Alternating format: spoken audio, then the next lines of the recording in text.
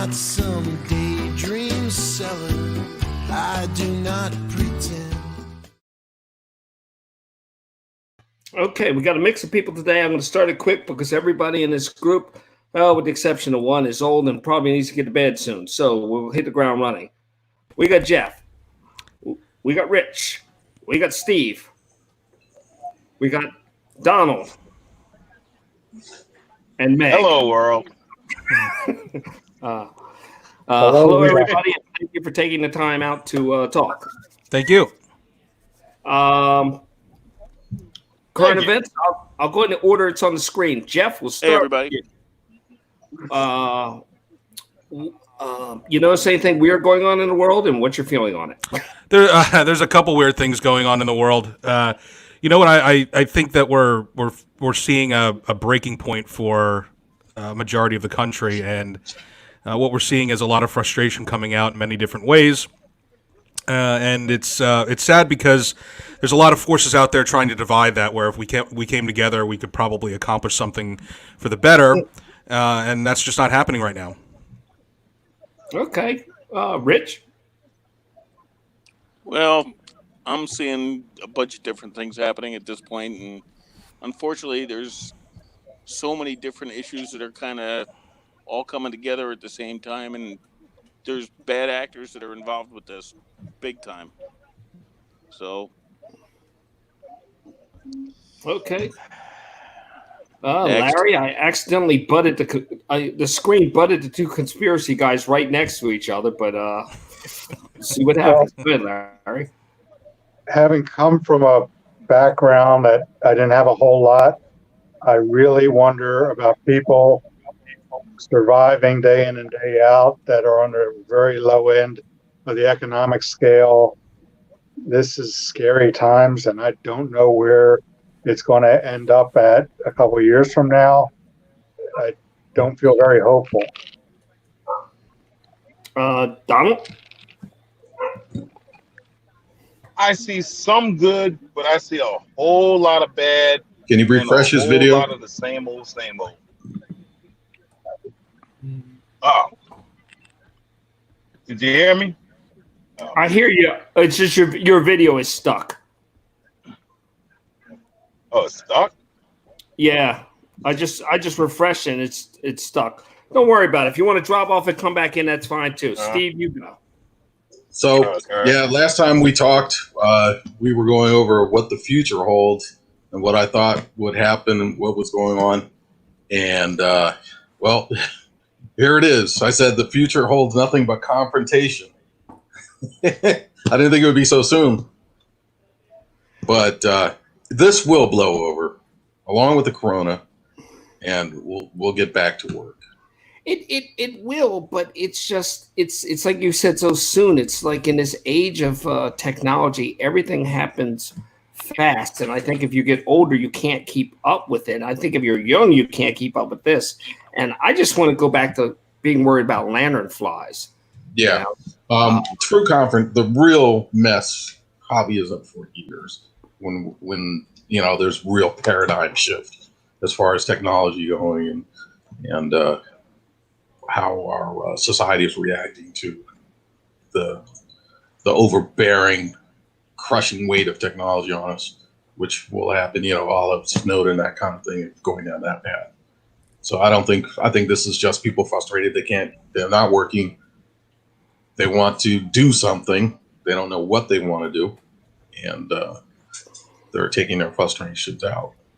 I've never felt before that it was being manipulated so much, but I gotta agree with Rich, and I think there are people that are manipulating things. There are people who are trying to take advantage of it, but for the most part, these are people that have a lot of time in their hands because they're not employed anymore, and they're frustrated.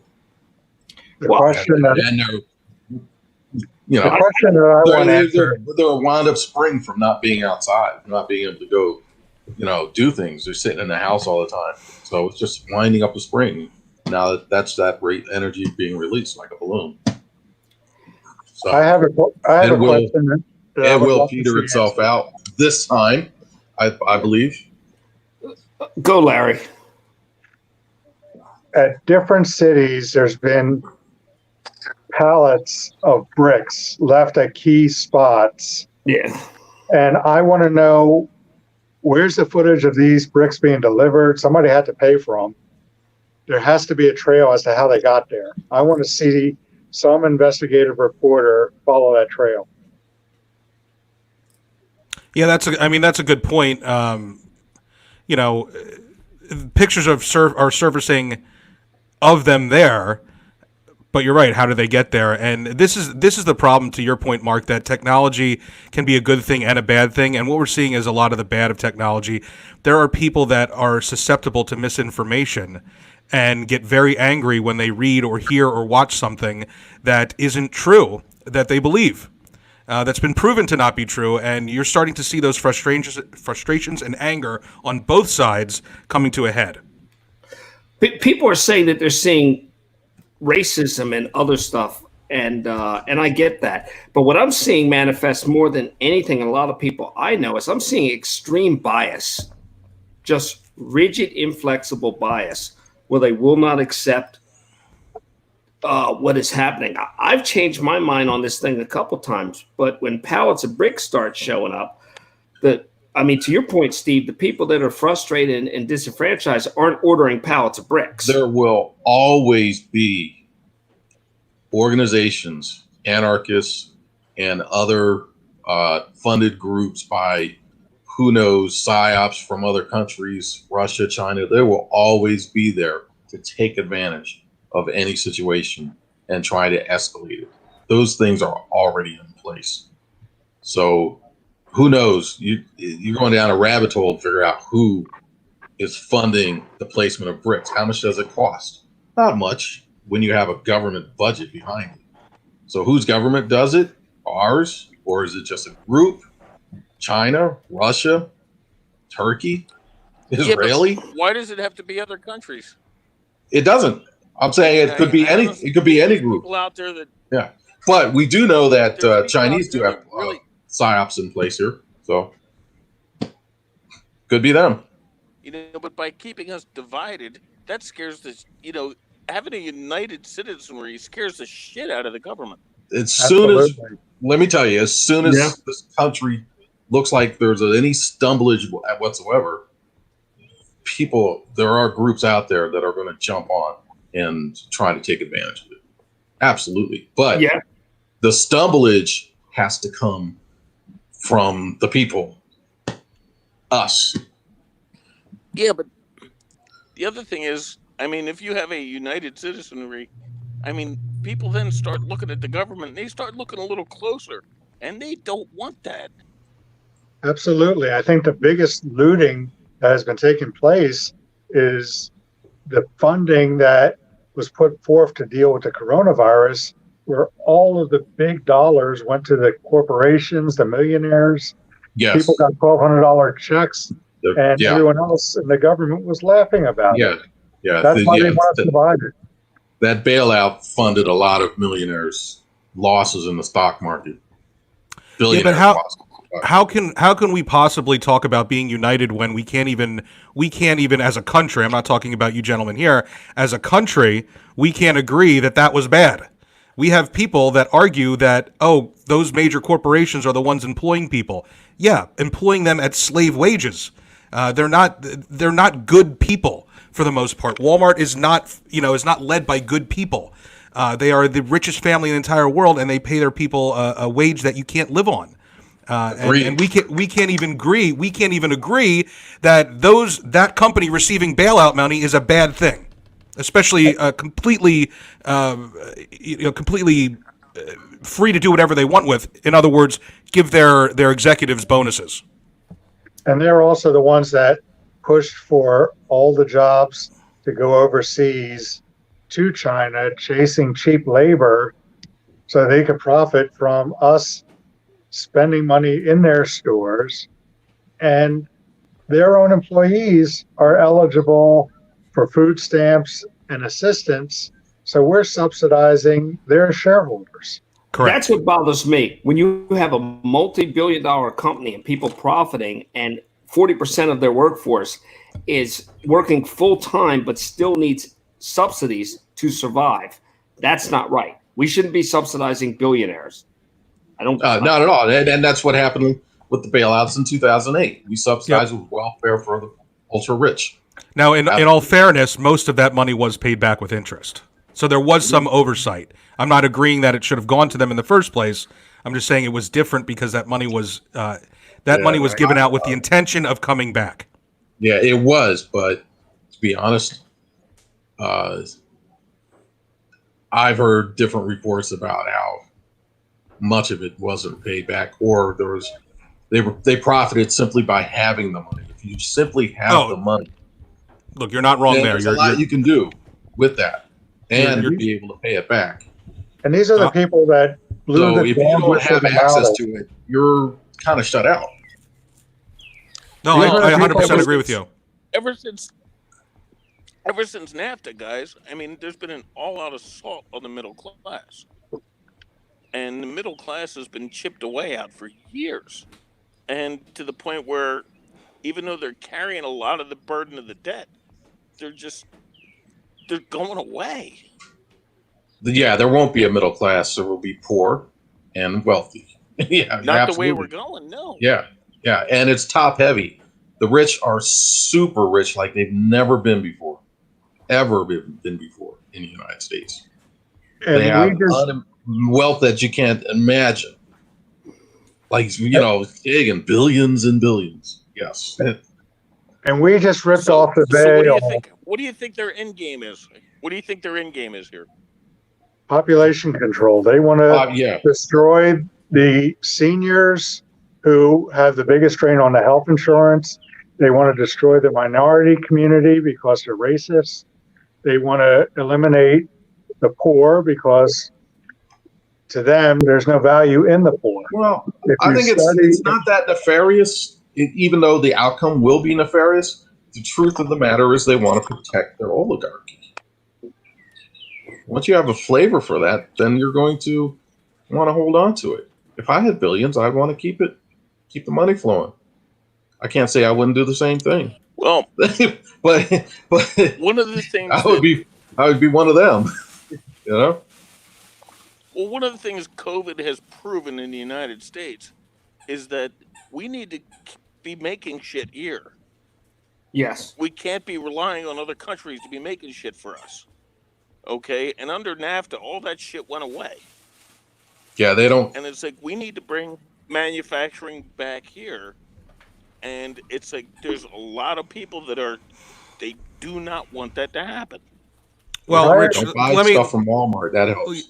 let me ask you this, because I don't think anybody would agree or disagree with you that we should be making stuff here, but that's an easy thing to say. How do we get it done? Because it is much more expensive to manufacture things here, and the fact of the matter is, Americans are either don't want to or are too poor to afford to buy things here that are made. Well, from then you here. just have to bring in more Mexicans. Oh, that was bad. Live TV. Good. Was that racist? But I mean, well, you do bring up a good point, because we do our food. The reason why we can afford food is because we buy food off the backs of immigrant workers that are willing to work in the fields in California and pick vegetables, pick fruit, when we as Americans are not willing to do that. So again, you get rid of the immigrant labor force, prices will go up. They're Truth willing is, to do it at a high wage that's quality and sustainable. expect to pay more. Very true. Very true. I want to know And people also Whatever don't happened- want to work. They don't have the same work ethic that they used to. They just don't. And if you don't believe that for a second, and this isn't immigrant or anything else, in the winter, stand and wait for a kid to knock on your door to shovel your snow. That doesn't happen anymore. It simply doesn't happen. Good luck with that. You know, I've got godkids that haven't worked, that don't know the meaning of work. They're going to go right through to college and out of college without having to work for money. It's because we've comforted and accommodated children too much. They've been coddled. You can't work when you have to make another Snapchat. Come on. Hey, guys, I got to tap out. I can't hear you anymore. So, Okay, I'll catch you take guys care, later. Rich. Absolutely right. Mark, you to your The younger point though. generation has been truly truly codified. Uh, They've been spoiled rotten. let me just play devil's advocate here for a second, because I grew up just on the brink of all the technology boom, right? So I'm the older, depending on what age you consider millennials. I am the oldest possible millennial you could be. So I grew up in a time before the internet existed. So I had to make a phone call using a landline, and then I also was young enough so that the internet and technology could be integrated in my life quite easily. I was on the brink of it. So I did go around to houses asking to shovel snow, and they told me overwhelmingly, yes, you can shovel my snow, so that they didn't have to do it themselves. And then all of a sudden, snowblowers became a thing and were very popular. And now people are turning down kids coming to shovel the snow because they have a snowblower. Why pay a kid $20 to shovel your snow if you can do it in 5 minutes with a snowblower? But see, that's You know? not the case in your average city. You still have a market. You have the elderly, you have other people. There's a woman across the street that has a snowblower, just like you're saying. Son's not there. She can't use a snowblower. She'll pay you to use her snowblower. And I understand what you're saying, but I think those kids are inside playing the internet. Those kids don't even cut their own grass. Well, too, Yeah. Mark, the internet has provided them an opportunity. They grew up and understand how to use it. Some of those kids are making more money than us through the internet. So why would they go shovel snow? They found a different way to make a couple extra bucks. And some of them, look at all the kids that have become millionaires via YouTube. Again, why would those kids go and shovel snow? It's not that they work less hard, it's that they work differently. And again, I'm not saying that the mentality of children hasn't changed or how we raise them hasn't changed. I'm just saying they have adapted to what they've been afforded in life. And they I have an agree with advantage, that. the internet. I agree with that, but let me I modify that a disagree. little bit. There's the kids aren't making a bunch of money. You have a few people that are making a lot of money, and then the rest of the kids are following them, trying to do the same thing, thinking they can do the same thing and have 1 million users, every night, whatever. And that's just not the truth. You can look up YouTube I disagree. numbers. Let Elder Flash talk. Yes. Yeah, Fun. That's the children bonus. are not being raised the same. Make no mistake about it. True. Children are not being raised the same as they were 20 years ago, 30 years ago, 40, 50 years ago. There's no similarities whatsoever. Now, on the snowblower issue, in my neighborhoods, people don't have snowblowers. Somebody actually has to get out and go shovel the snow. The children don't do it. They'd rather sit in the house, like you said, on the internet and so forth, or play or whatever, or they just out and out refuse to. I put the issue back onto the parents themselves. Make your child go out and shovel snow. Make your child, if you have a snowblower, make your child go knock on your neighbor's door and ask to shovel his lawn. I mean, to me, it's not that hard. But in truth, we have not raised the kids the same. Only a few parents still raise their kids with old world values. And they don't build character the same way because they don't get that exposure. And I think that the parents want to be the friends to the children. And I get on my buddy about it all the time. His kids call down to him about a smoke detector beeping or about something in the middle of the night. They treat him like the concierge at the desk at the hotel. And it's like, this isn't a hotel. This is where you live. You don't call down for service. You don't ask, you're like calling the kitchen. We need more butter. Is there roast beef down there? No. And how many parents nowadays ask their child, what do you want for dinner? What do you want for dinner? I grew up being told what I was having for dinner. You eat it or you don't eat it. There was no discussion about it. But by the same token, also, what my parents said, they meant. If they said go to bed, that meant you went to bed. Unfortunately, society has become a friendship society. A woman took care of my father, and my father and mother were strict, and the people that raised them were stricter. And I went down. Oh Lord knows your mother was strict. Your mother was very strict. Coming from you, that's a compliment because your mother was no softy herself. But I remember having liver for dinner one night, and I didn't want liver, and I said I don't want this, and she said that's fine. She put it in the fridge, and said, "Well, what am I going to eat for dinner?" Said, "You're going to eat nothing. You got liver, one glass iced tea." Next morning, when we got up before we went out to work, everybody had their breakfast, bacon and eggs, and I had liver. She put out the liver, reheated again. I would eat the liver. Came back in for lunch, liver. Dinner next night, liver. And my father said, "You're not going to beat her. You're not going to beat her. Eat the damn liver. It's getting worse." And that's the way it used to be. But now if you do that, they'll call DHS and people will picket your house. And like Rich is saying, that the bottom line is that there's no ass beatings. There's not even threat of ass beatings. It's all negotiations. It is in my house. Can't. It's against the law now. It is in my house. Well, I mean, hasn't the medical community proven that hitting your children could have a severe traumatic effect for life? I mean, just to play devil's advocate, like, what makes the old world style better than the new world style? Who decided that way was Us. right? Maybe Respect. Us. Well, 5,000 years of child development. Well, I don't think that's true, because if you go through every generation, they all say the same thing. Kids aren't raised with the same morals that they used to be.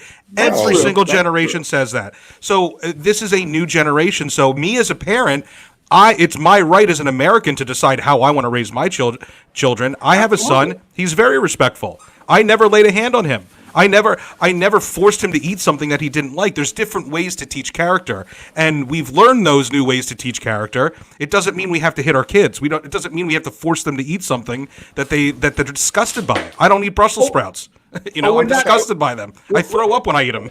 We're not saying that you should force them necessarily or just hit them, but we're saying that the world is not their oyster, and every option shouldn't be presented to them. They can't handle that. You're supposed to be their parent, not their friend, and you're not supposed to be scared of making them angry with you. Well, I agree with that statement, but I don't think that's what's happening with parents these days. I think they've evolved on how to raise them, and it's their choice on how to raise them. Just like with Right. So with baseball, if you guys are sports fans, if you watch a pitcher pitch these days, it is much different than how a pitcher used to pitch back in the day. And the reason for that is because they are stronger, they're tighter wound, if you will, and there is more risk of injury pitching the old way. So they have taught them a new way. Pitchers are based on mechanics, and it's designed to prevent injury. So again, things evolve. Right, but when I see parents negotiating with their kids and going timeout, it's going to be a timeout. If you don't listen to me, I'm telling you, it's going to be a timeout. And they just are going at it and overly negotiating with it. I'm not saying they should smack the kid, but what I'm saying is that the kid has no understanding of authority. They think they're negotiating with a friend, and that's not the role of a parent. And I'm not saying that you have to hit them, but I'm saying you can't take that option off the table. And there's some people that say, under no circumstances will I ever strike my child or strike anyone. And that's crazy. You cannot have the same mold for every single child. And my example will always be, now I have a set of twins. My son will listen whatsoever, no problem. He's a nice little kid, nice little boy. My daughter is hell on earth. To get her to do what you want, sometimes you have to threaten physical force, and occasionally you may actually have to spank that butt to get what you want. I, as a child, was kind of in the middle ground. Some things you could just tell me, and if I thought it's okay, I'm gonna do it. Other things you could tell me, and it would truly be in my best interest if I did it, and I wouldn't want to do it. So my parents had no choice but to occasionally beat my butt. You cannot use the same mold for every single child. That's a good way of putting it. That will never ever work. That's a good way of putting it. Sometimes you had to do things that were in your best interest, but you didn't know it. And that's what parents are supposed to do. Now, once I became grown, I had to thank my mother for everything, because if she was not the person she was, I would not have been the person I am. Well, isn't that amazing? My own daughter, my oldest, the same exact thing. Isn't that amazing how when you get older, you think about your parents and you think, how did they not kill me? How did they Tell me manage about to not it. kill me? And I Tell thought me they about were it. so tough, but the tolerance was there because, and like Jeff's saying, it is a different time. But I think one of the things we're always guilty of in this country is we overcompensate. We do something horribly wrong. Yep. We're beating our children, then we Yep. overcompensate. I remember my father had, and my father died when I was 13. So my discussions didn't go in the late years with him. But I remember we had a relative that hit his children, and I said to my father, and I saw him pull aside and have an adult conversation with him, kind of peeked in the room about hitting his children. I said, well, when he does it, how come it's wrong, but when you do it, it's not? And he said, he's taking out a bad day on his kids, and that's abuse. After 3 warnings, Yeah. I can match There you it. go. And there is a difference. That makes There sense. is a There you difference, go. you know. Um, You never ever strike a child out of anger. Never. That won't work. And the studies, like they said, that part of it is absolutely right. It will never ever work. You're just making a horrible human being by doing that. right. But Yeah. as a parent, you're supposed to know the difference of, am I doing something because I'm mad at my child, or am I doing something to teach my child? Is my child the type of child that will easily listen to me? I can have this kind of a conversation with, or is my child a strong, stubborn-willed knucklehead that's not going to listen no matter what I say? No, A lot of parents nowadays have adopted that same rule of, well, society says this is the way I have to raise you, and this is the way I'm going to raise you. And it's not working. We see the results every single day in every inner city in this nation. well, and you see different things. Like Jeff, there was the footage, and it wasn't from this last protest. It was some time ago, where a teenager, probably 16 or so, was protesting, and his mother walked on the camera and just proceeded to slap the crap out of him. And, I've seen and the that. best I've seen that. takedown I've seen, because he's I had seen that. his days as a protester are over. Right. Well, I believe I know what you're talking about. I believe that he was doing something pretty nefarious. He wasn't actually protesting, because I don't think any parent should stop their kids from peacefully He protesting was. something they believe in. So he was doing something wrong. So I get that. Like when I speak to, I'm talking about a generic kid that doesn't do anything super wrong, like it may be difficult. The other point I'll make too is when I was a kid, and and definitely when you guys were kids, What the we hell does didn't. that mean? Oh, you know what it means. You know exactly what I'm talking about, Mark. But mental health was not the issue that it is today. We know so much more about mental health, where we might have a kid who's young and stubborn, and we might just, that kid is being difficult, I need to be a lot more strict with them, when in fact they have some sort of mental illness, an ADD or an ADHD, and those kids need different types of instruction in order to get them. Think about Asperger's syndrome. Asperger's syndrome has been around forever. We just didn't know what it was. And that's a totally different animal that you're dealing with there. Different way that they process information and instructions. I absolutely agree with you 100%. But I agree with you in the sense that when I was growing up, people just had aches and pains. Right. Everything was lumped into aches and pains, and dementia existed because when I think back on it, half my relatives had dementia, and we just, he's getting funny or whatever. Exactly. Yeah. But I think we've also, like I said before, we've countersteered, and in countersteering, we've given every freaking ache and pain a name and a syndrome, and it's just, I think it's gone too far. And people going online, hypochondriacs, diagnosing themselves, Yeah. it's gone too far. Now, as for what you're saying about kids with different issues, yeah, I think they were done a disservice for a long time. I think that was wrong, but that was ignorance, and we've progressed in everything. We've progressed in everything, just like you said, except for dentistry, probably. But we progressed in everything else. Well, also, I'll present this too. Think about, it's like the statistics show us that. I'm busy at the moment. I'll call you back in a little bit. maybe 40% of the world All right. suffers from some sort of mental illness. So think about when you were a kid, because I can remember having trouble getting out of bed. I felt like I was always tired, things like that. Chances are I probably could have been diagnosed with clinical depression at that point, as many other kids were. Whereas, parents would say at that point, just suck it up and get out. You have to. You have Well, to there's get out. new problems You know what I too mean? because of poor nutrition. Oh yeah, absolutely. There's no doubt about it. And There's things that we could do to fix this that we're not doing for sure. We emphasize pharmaceutical solutions to dietary problems. 100%. The well, I think that we can also overdiagnose and we can over-medicate.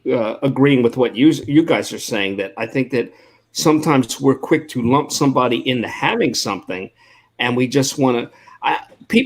I see this comfort in people when they get a diagnosis of something. It's like they're almost in a club, Oh, I could speak to that because when I was at Temple University and I couldn't study, I had such a hard time. I went to my doctor. I told her what was happening. And the first thing she asked me is, where did I grow up? And did I ever remember eating paint chips? And I did as a toddler, and she sent me to Germantown Hospital. Yeah, lead And I poisoning is tested a for- big hidden I- problem. Yeah. Yeah, I tested off the charts for lead poisoning, and the ADD had been affecting me. When she gave me medication, it made such a profound difference that diagnosis enabled me to progress to where I'm at now. Just an update for Bones. Larry ate paint chips as a child, so I owe you $5. He just the But it's not just lead from paint chips; it's lead in the environment from From leaded the gas. gas in the cars. Yeah, Your Duster was the first car to have unleaded, the 74. So everything prior to that was. I had a 75. I had a 75. 74 was the on last that. year. 75 was Was the last- first use with catalytic converters. Right. Up to 74 was leaded gas. Right. But I had a But 75. that lead got into the atmosphere, got into the groundwater, got into everything. And they knew about it. They've proven that time and again. And it's, I don't know, better living through chemistry. Is yeah. what They call say it. that lead was responsible for the uptick because if you follow the amount of leaded gas for the uptick in violence in the 70s, a lot of people don't know in the late 70s, 80s, Philadelphia murder rate was the highest it ever was, 3,000 something murders a year. It's not even a fraction of that now. So overall, violence is down a lot. But everything's over-reported. It's reported 8 times, whether you want to see it or not.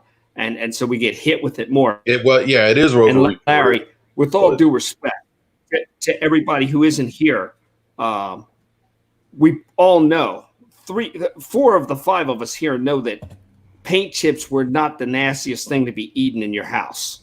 Okay. No, it was the liver, wasn't it? Unfortunately, paint chips was the tastiest thing to eat in my house. They had a sweet flavor, and I could distinctly remember it. And compared to what else there was to eat at my house, the paint chips were pretty good. Now, what's going to happen with the kids in the next generation is eating Soylent Green. See how that goes. Yeah. It's people. You keep Yeah. pushing the Soylent Green. You keep pushing the Soylent I'm getting one of Green. those bicycles I can ride, and charge up your cell phone. Oh yeah. Do you see the one wheel? It's almost like a skateboard type thing, but it's motorized that you can go off roading with. Yes, I call it the leg breaker. Yeah. Oh, it's awesome. The problem with something like that is who wants to go anywhere near a hospital during this pandemic? Are you going to risk trying something like that? I don't want to go anywhere near an emergency room. I'll just watch no matter what's going on in the world when it comes to something like that. But I would definitely suggest waiting until after this has died down a bit. Yeah. Jeff, how old are you? I am 37. There's I'll be always 38 been in pandemics. August. There's always going to be pandemics. Yeah. Just a baby. So you're pushing 40. You're pushing 40. Not yet. Well, next year I'll be pushing 40.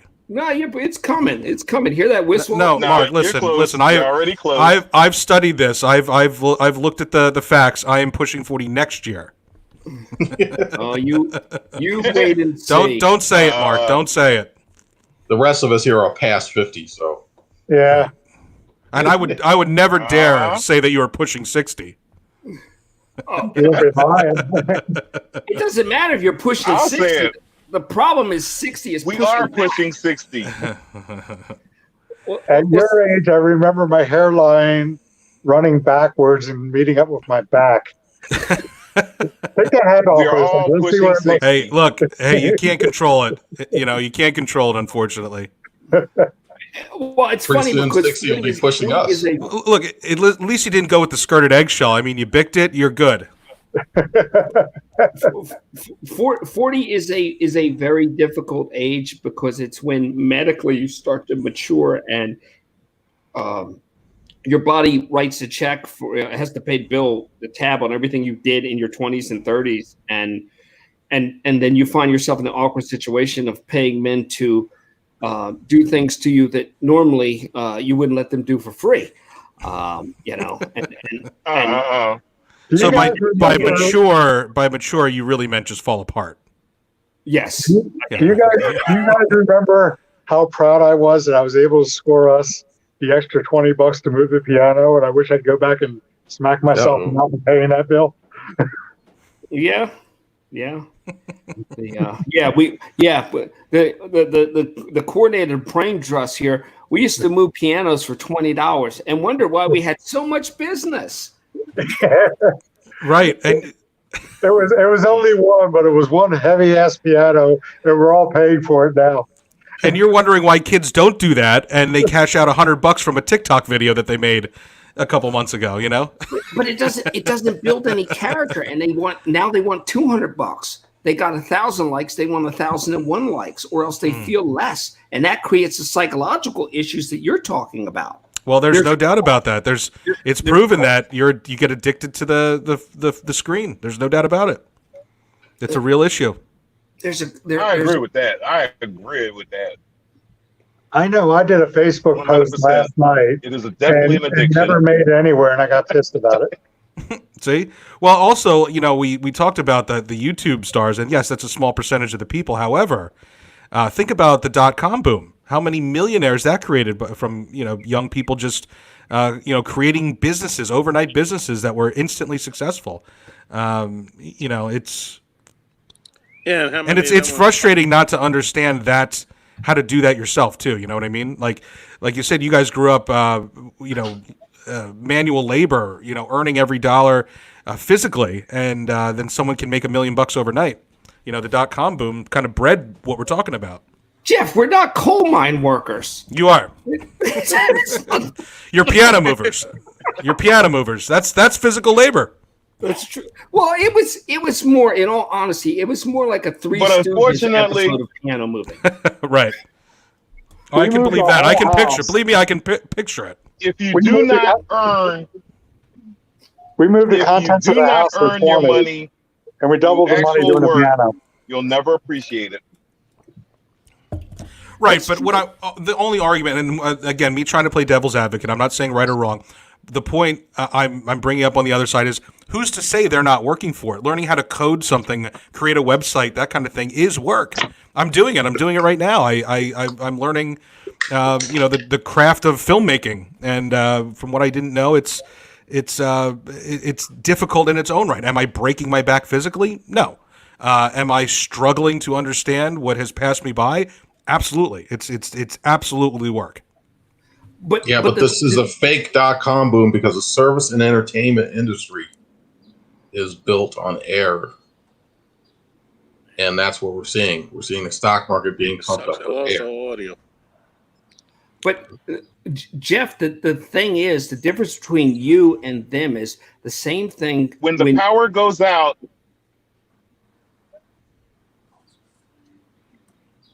I think the power went out. Oh, no. I was like, waiting. Hopefully the power didn't just go out.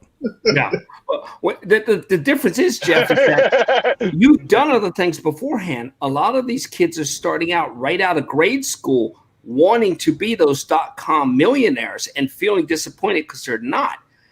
And I agree with you that things change, but they need to start. They need to start at the base level. They need to learn to do laundry. They need to do wash dishes. They need to do that. Maybe not for a long time, but they at least used to have that foundation and not go to being a .com billionaire. That's not realistic. Mark, shouldn't that stuff be taught in our schools nowadays? I mean, think about what they're learning. Like, I've never used trigonometry, and I never will.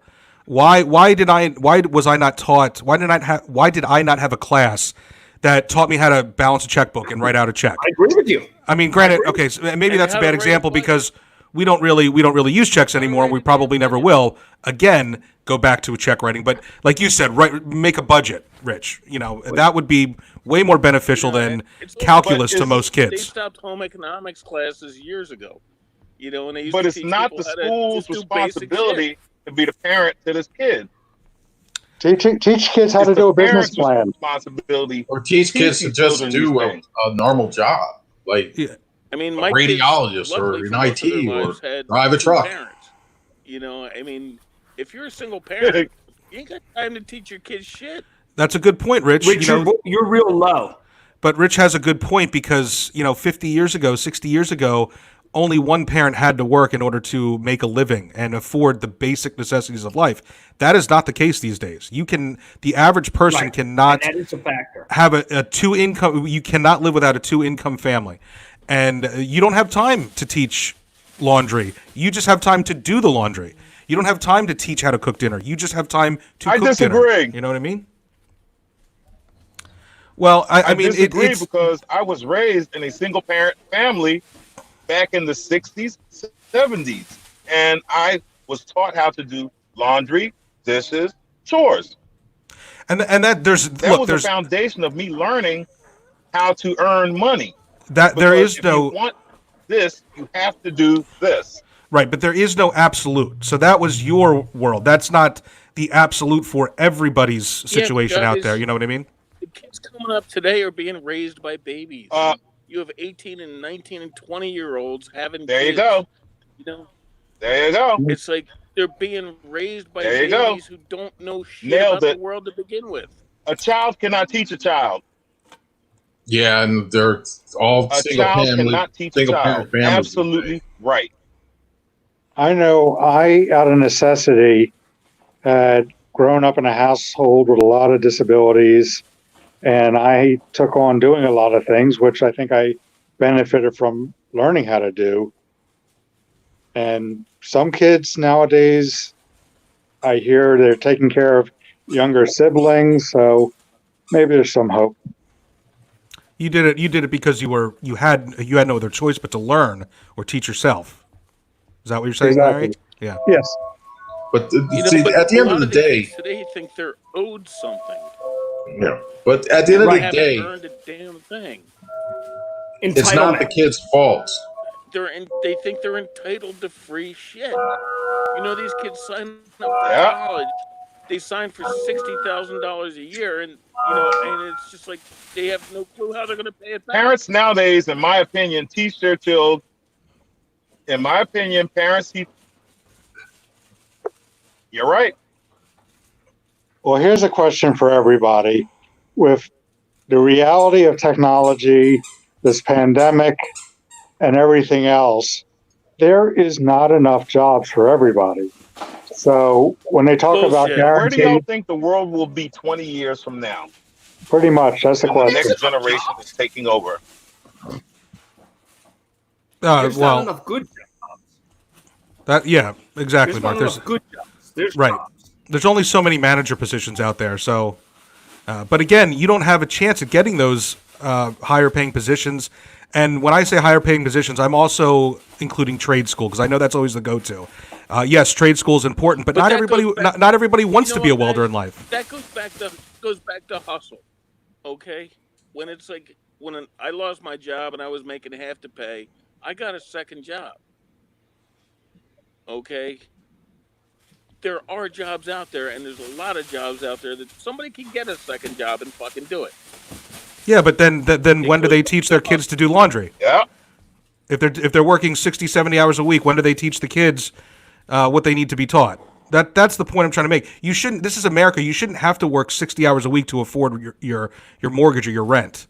Sometimes it's a necessity, but you shouldn't. That shouldn't be the norm, and that's what the norm is right now. And that's not the American dream. It shouldn't be the norm. And if you don't do anything to make your situation better, then it's your own goddamn fault. If you don't do anything to better yourself, to better your situation, it's your own goddamn fault. Right, but Rich, you go back to talking about spending $60,000 on college. That's what it costs to go to college and get a better education. That's so because it's a ripoff. It's not a ripoff, but the price is not fair. And look, I don't care what anybody says. If we take 0.1% of the military budget, we could afford to send our population to college, and it would pay for itself in 10 years. Amen. Because the average person with a disagree.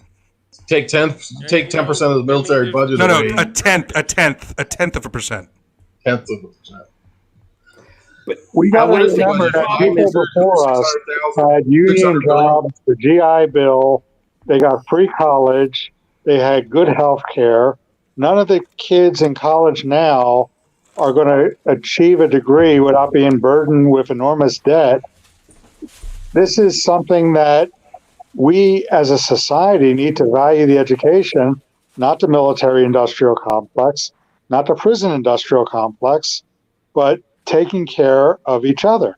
The amount of money we spend on the military, on prisons, could make for a wonderful life for everybody. Oh, Jesus Christ, hug the tree faster. I got something. And you know what? And they what don't want smart kids. Trade schools. You talk about devaluing education, everything.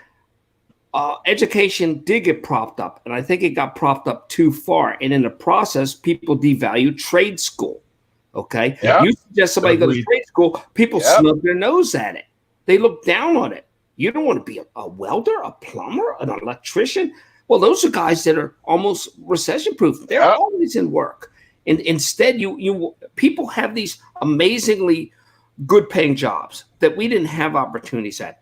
But I know people that have great jobs that make more than we ever made, but they only work like every third year. You know, they're crying for people in the trades right now. They're crying for people. Yeah, but also you have to understand too. Trade school is also expensive. When I say that we can offer affordable education to everyone, I am including trade school for those that want to be a plumber. And I knew kids growing up, and still today, that want to be plumbers. I personally don't have a calling to be a plumber. What I want to do in life, it cannot be done in a trade school. Again, this is America. We have the right to pursue our dream, our personal dream. And it shouldn't cost us hundreds of thousands of dollars to do that, especially when the benefit to society. Those types of jobs are discouraged now. I don't believe that. I don't see anybody looking down on anybody for being a plumber. Maybe they are. I don't know, but I don't see it. Those types of jobs are discouraged. I don't see that at all. Earn a living while you go to school, working in the trades. They are. But again, I don't see it. So in your world you see it, but I don't see it. Everybody looks down on a plumber until they need one. Everybody looks down on a mechanic until they need one. There's not a single person in my life that would look down on a plumber for everybody what they do. Looks up on. Well, the reality of it is they want to hear that it depends on the income level. A doctor or lawyer or something like that. They want to they want to hear things like that. But we need all kinds of things. In regards to the situations going on in the world, what would you do without getting political or crazy, starting with Jeff, to put an end to this nonsense that's going on right now? Well, I think one of the biggest causes of poverty is lack of education. So there's a woman in the South who faked her address to send her kid to a better school and give that kid a better chance at an education, a better chance of life. She's doing jail time, whereas other people that have tried to do that have gotten fines. Why not put a focus on education? An educated society benefits everyone. Everyone. Okay. We should have free community college to anybody that has the desire to go, and trade school, desire to go and willing to keep up their grades and work hard. If you can't keep up your grades, you are not entitled to that free college. But the fact of the matter is, in the 1950s and 60s, we did have affordable college, almost free. You could go to USC for $1,000 a semester. That's not the case anymore. I agree with you plus on to that. I agree with you on the free college, but I think you should have to do some. I don't think it should be free. I think you should have to do some kind of volunteer service and have a wide berth of things you can pick from as part of an accelerated way to repay it. Right, or like some sort of civil service job. Exactly, Absolutely. Yes, I agree with that 100%. Okay, Yes. Larry. Well, I think I agree with Jeff about trimming down the military budget. We have turned the police department into an occupying force. When I was affiliated with the police years ago, the gentleman I was under taught how to de-escalate situations, how to use non-lethal force, and that is no longer taught as the primary response to a situation.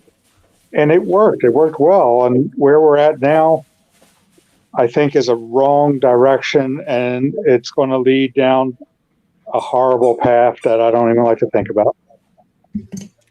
Okay. Steve? Well, this is a strange question for me because, my position is that, from what I said last week, future holds nothing but confrontation. And so it's strange for me to think, okay, what can stop that?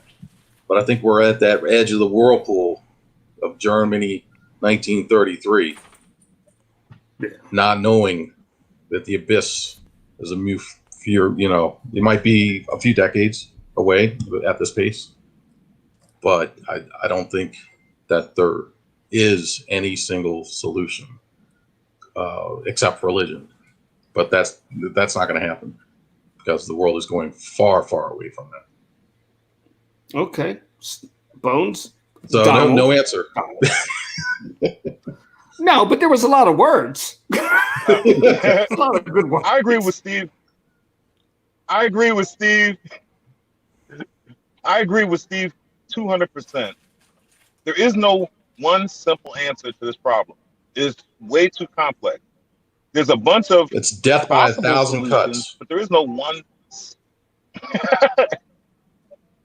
In my opinion, the first thing that would need to happen is people need to learn to appreciate each other. Right now, people do not appreciate each other. No, you might appreciate your family, but they're do not appreciate they're looking your to neighbor. exploit. Internet. I'll take it a step There you further. go. People don't respect the value of life.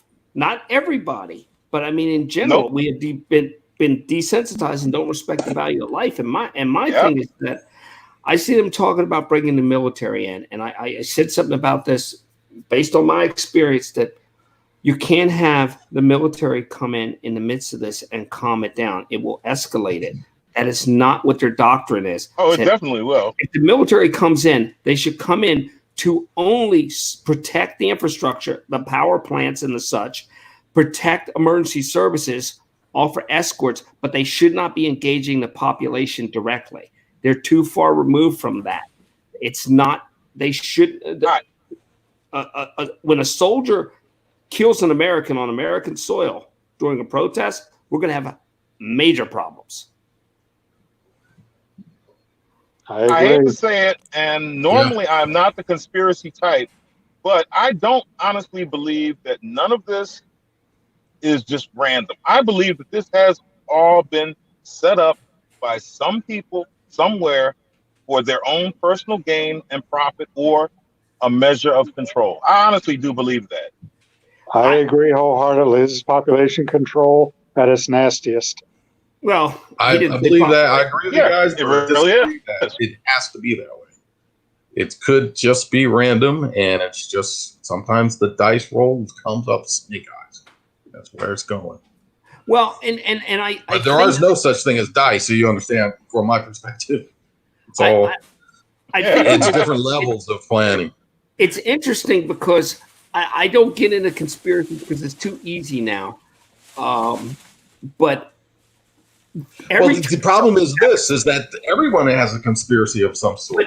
Every time we get outraged at something, every time we hit maximum outrage, something hits us in the side of our head, it distracts us, and we're further down this outrage path than we ever thought. I want to go back to being scared of lantern flies. Okay, remember last year, 1 year ago, lantern flies were going to destroy us. Now we have locusts, the weather, riots, fires, conspiracy, impeachment, disease, a UFO over Singapore. You know, it's end of days crap. It's like a bad movie. It's like Stephen King's fantasy. Because there is nothing to unify the people. There's nothing out here. There's no single. There will be cause something to that unify the people everybody can relate to. at one point. Yeah, that could be too far down the road, though. You know. No, it won't be great though, but it will be unifying No, it won't. No, it won't. for a short while. But there needs to be something that happens. There needs to be something that happens to unify every single person. Until that happens, we're just going to have more of the same. I had somebody was going to come on who was with the media, but I told him no. I said, "You'll lose your job with this group of people. You'll lose your job." And he backed down, you know. And I talked him out of it. And I wish he could be here without losing his job, because we have good conversations about the way the media is slanting things. Rich just brought up murder hornets. Murder hornets are a breed of killer hornet that's been around for years. We keep bringing stuff out to scare everybody more and more. Yeah. And there's plenty to be scared of.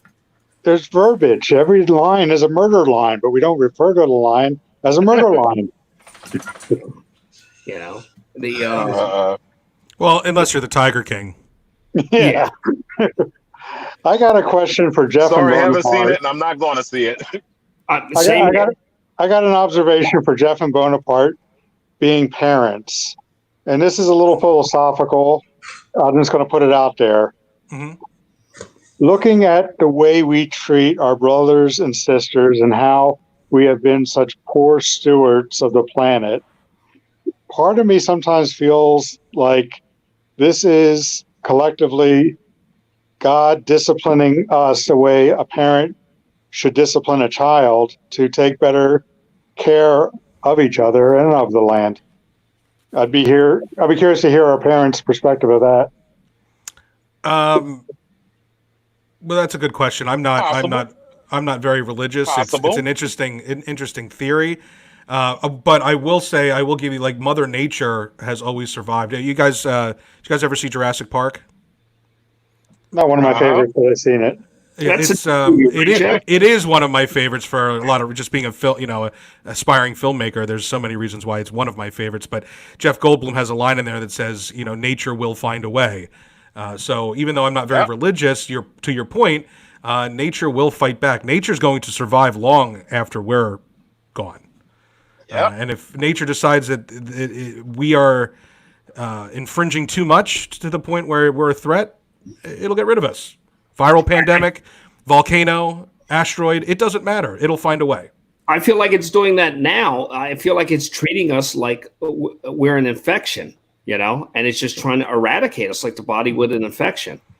Right. Well, look, whether you believe in man-made climate change or not, the fact of the matter is the climate does change, and we are seeing the results of a very unusual climate cycle that is affecting people. We're going to see mass migration. We're going to see hunger. We're going to see people die. People are dying of this, of climate change, as a result of climate change. So, yeah, it's happening. It's, but is there some sort of being up there guiding that? No, I think it's just nature. Well, the first 30 days of this, I remember they said that the pollution that went down so much by a third in 30 days. We gave the planet a break for 30 days, and it went down. I remember looking at the Schuylkill and being able to see in the river. Really? You can't poke a stick in the Schuylkill. Really? Right. Wow. You could see in the river. It was tangible things. And whether you call it science or nature, I don't know if what Larry's talking about is governing what Jeff is talking about or whatever, because that's above my pay grade, And I find that the people that debate that get so wacky. I don't want to be on either side at the end of the debate when people get overzealous about it, because it's one of those grand arguments that when people disagree, they've got to chop each other up. But I think everybody agrees there's something outside the scope of our control that impacts our lives ultimately. Yeah. Something. Well, I always tell people too, like if I don't feel like debating with them about the facts and the science, I'll simply just say, look, the warning has been there for a long time. No matter where you stand in the world, there's been warnings. We could have done something about it. We didn't. And we could do something now, and we're not. So take that for what you will. But it's happening. It's coming whether we believe it or not. I misread. Rich is typing because he had a bad connection. I misread what Rich said. And he said, I left the C off of canals and misread it. And I had to go back and I had to reread it. If you leave the C off, it becomes even weirder and more horrible. I just got that one. Well, Larry got that first. Of course he did. Of course he did, because he's a deviant. So Jeff, you're the youngest one here. And you're embarking on, you're at a stage of your life, pushing 40, almost 50, nearing 60. You're at a stage of your life where you're changing your career with White Horse Media Group, and you want to do more in the films, and you're learning what is, whether you realize it or not, as far as technical stuff goes, it is probably the finest melding between digital, technical, and trade school. Because it is kind of the hands-on version of technical stuff. How do you feel going forward in the world? Donald asked earlier about where the world's going to be in 20 years. Where do you think it will be for craft of filmmaking in 20 years?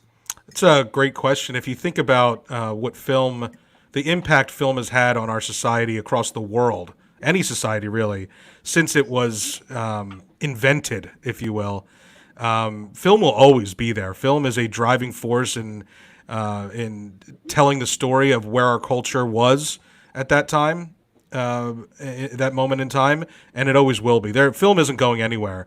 Now, how it's filmed, how it's distributed, that could happen, and we've already seen it change to a more streaming, platform, so on and so forth. But and we're seeing now, like a pandemic like this has shut down the entire industry everywhere. But when all kind of settles down here, film will be there. It's always going to be there. It always will be there. Because I see the future of it. I know people are actors. I see, and the future I've seen has never really started to manifest. But I see a thing where you just go full on Max Headroom and you have digital creations. You have digital Robert De Niro. You don't have to negotiate with his agent. They had a movie like that. Just came out. Well, if you think about how revolutionary Forrest Gump was, be able to pick up Tom Hanks and put him in front of Richard Nixon. Well, if that's what could happen 20 years from now? Who knows? It may be a good thing if 20 years from now a virtual cop is killing a virtual minority and not anybody really getting hurt. That may be a better thing than what we have right now. Yeah, I don't know if you'll ever be able to replace. That's just bizarre. What the hell does that mean? What the hell does that even mean? That was It a little bit out there for right me. now, when we're talking about film and what has changed and what will change, we're seeing cameras from multiple angles view firsthand a brutal murder, and they're still arguing about it. So what is going to come 20 years from now? Is a great part. They will. You definitely, Larry. Virtual reality is going to be huge. Absolutely. But to your point, there will be a place for maybe something like that, like a virtual Robert De Niro. But we've already seen a piece of that, or what could possibly be with Pixar and all the like the Frozen and the Toy Story and stuff like that.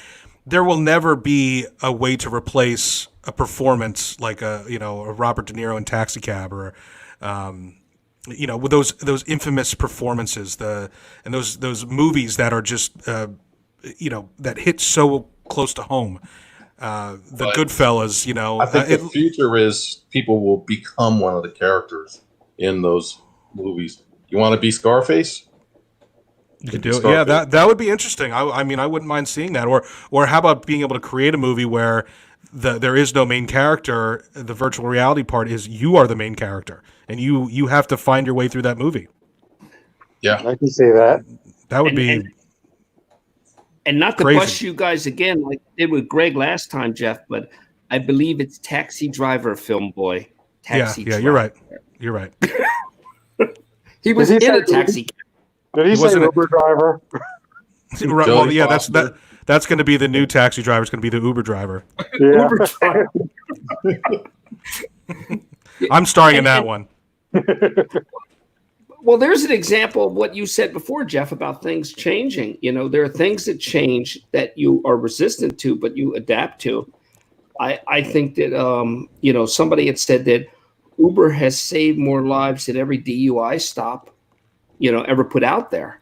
And that's something we don't factor in with these changes. There is good that comes from them, no doubt. Yeah, for sure. No And- doubt.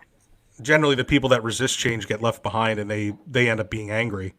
Well, absolutely, and here we are. Yeah. But I think what happens is I think that we have to all get to maybe it's the age 18, maybe 16, where we have a base set of core skills. Your child is raised with a base set of core skills, and then they branch out from there to wherever they go. But I think that raising people, I know people in their 20s that have never owned a tool in their life, not even a screwdriver, don't know how to do the simplest thing in the house. I encountered a guy who didn't know how to change a light bulb. And LED bulbs are great, but dude, you got to know the basics. You know, you got to know the basics to just, you can't call somebody for everything. You know, you can't outsource everything. It just Here's a question, Mark, and you brought it up, an interesting thought. Uber saved numerous lives and prevented DUIs. Legalizing marijuana has taken a lot of money out from law enforcement, but the budget for law enforcement keeps going up. What's justifying their budget right now? Where's that going? To stop these riots right now. Well, before the riots, I mean, what's going to happen when these riots are over and done with? What is going to justify the existence of such an enormous law enforcement budget? Like you said, Uber took care of DUIs, and there's a lot of things that may not be generating police revenue that did at one time. I think it's strong unions. I think it's fear on the part of the public, and I think it's that unknowingness of the future. Overall, budgets don't go down. People don't allow their budgets to go down. They won't get the money, and unfortunately, there is no profit in calmness and peace, or less profit, I should say. Unfortunately, because everything is a distraction, and my fear is that I thought we would get to a point where it was things had calmed down, but then maybe I fear that we're at the point where a war breaks out or something, because we're running out of distractions. We're running out. Have the last two wars ended yet? Yeah, that's a good point. You bring up a good point, though. Budgets don't ever go down. Yeah. In fact, didn't the Pentagon once say, "Look, we don't want any more tanks. Stop building us tanks." But they built them anyway because it would have. Then they would have said, "Well, you didn't need all this money, so we don't need to give it to you this year." Actually, so they built the tanks anyway. They just sit there. We're still under a declared state of war from the War on Terror from George Bush. Yeah. I know there's a desert, I think it's in Arizona, that's just miles and miles of military hardware that isn't even used, and they're still building more. That money, the money to build those machines, could pay for secondary education for everyone. Right, but one of the things is that one of the reasons we have the freedom to debate this, and we have the ability to have these discussions and everything, is because, like it or not, we became the world's police force. Yes.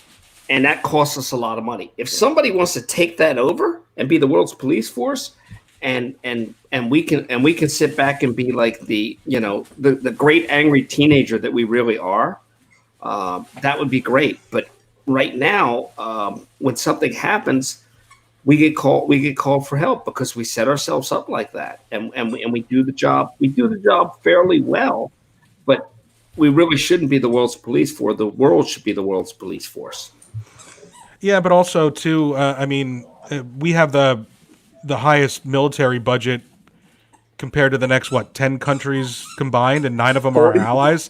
46. 46. The next 46. Do we really need that much in order to be the world's police force? I don't think so. It's like it's getting ridiculous.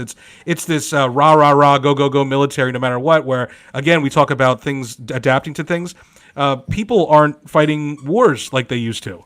The wars are fought from a distance and don't require nearly as much manpower. Therefore, we don't need as much money to fight them. We just, again, like you said, Mark, the budget isn't going to go down; it's only going to go up, and they're going to spend them. They're going to find a way to spend the money so that they don't lose that money in next year's budget. And you're entirely right. Wars are fought different, and that's something they've got to adapt to. Wars are definitely fought different. How do you think this whole thing ends with what's going on right now? Me? Start with Jeff. Yeah. What are you talking about? The protests and riots? Yes. Yeah. Well, I think we haven't seen anything yet. If this cop gets a slap on the wrist. Oh, he's not getting a slap on the wrist. Well, he already. That I ain't mean, gonna happen. he got charged with murder 3. That was at least murder 2. But based on our laws, they couldn't. The DA doesn't feel like he could get a conviction at murder 2. And the other 3, the other 3 haven't been arrested yet. But see, the problem is that, well, first off, I had to look up because I never heard, of, second-degree manslaughter and third-degree murder. I had never heard of second-degree manslaughter, and I'm not a lawyer. I'm not studied in the law, but I have heard the terms quite a bit, and that was a new one, and I don't think I think that I think on the one hand it has to be done, but I think on the other hand that to a degree that the police officer was denied a little due process, which everybody deserves, because I think he got thrown under the bus, and whether it's right or not, I don't know, but I think he got thrown under the bus to appease, and that's not the right reason to do it. You're supposed to do it the right. Yeah, but that cop shouldn't have been on the damn street anyway. Yeah, he had 18 procedural complaints. He shot another black man years ago. He's going to get hung. He did a lynching. He did a lynching without a rope. Yeah, he enjoyed it. Look at his face. He enjoyed all 7 minutes of it. Appease the masses. I'm not disagreeing with you, but what I'm saying is that getting that man off the street doesn't fix anything because it allowed him to feel this comfortable. was just a trigger. Right. Well, and don't buy into the illusion that who allowed him to remain on the street? Don't. It's an illusion. They need to say that they're Was it the system that allowed him to remain on the street, or was it somebody? I don't know, but Both. That is the real issue. That is the real issue. Yeah, why isn't his whoever allowed him to transfer departments or still be a police officer? Why are they not being held accountable? I think that's what ultimately these protests and subsequent riots are about. Is that they might use him as the face of this and say, look, we put him away, he's off the street. But there's a bunch of other cops that would do the same thing in this situation. So it doesn't fix the problem. The problem is systemic from beginning to end. And the fact of the matter is, I'll get a lot of shit for this, but the police culture in general is corrupt. They protect each other no matter what. And we need to see a change there. And we might be seeing a change. I've seen police officers kneel with protesters and lay down their riot gear. And that's all very inspiring, but it's not enough. The culture has to change. The wonderful surprise was that Camden, New Jersey actually got it right this time. I interact with cops all the time. And it's just one of those things that's the cops aren't out for blood. They're not. And you make it sound like it is. Well, listen, I've had positive interactions with cops, but I'm not a black man living in America. If you ask a black man living in America, they're going to get a very different response. And we will never be able to walk a mile in their shoes. I think whatever. You know what? Whatever, You're right. I don't. I can never walk a mile in their shoes. I agree. I can't even imagine what being a black man is like in this country. I can't even fathom it. Okay? I can't. All right? And it's like I get appalled and disgusted by some of the shit that I see. You know, but when you look at the numbers and you look at the statistics, they're so far out of proportion that it's just like some shit is being blown so far out of proportion, and the media takes the ball and runs with it and blows it so far out of proportion that nobody knows what the fuck to think anymore. I have two sources, both law enforcement, one former law enforcement, one current, and I for their protection I don't use their names, but I've been speaking to them a lot through over the past week, and they have given me an insight into what the law enforcement culture is like. If either of them were to report a fellow officer for being corrupt in any way, shape, or form, they face retaliation. In fact, one of them had an internal investigation, internal affairs investigation opened up on him for calling out corruption. This is the culture that I'm talking about. It doesn't mean that every cop is bad. It means that the good cops cannot blow the whistle on the bad cops. It is not allowed, and it's a very toxic culture, and it has to change.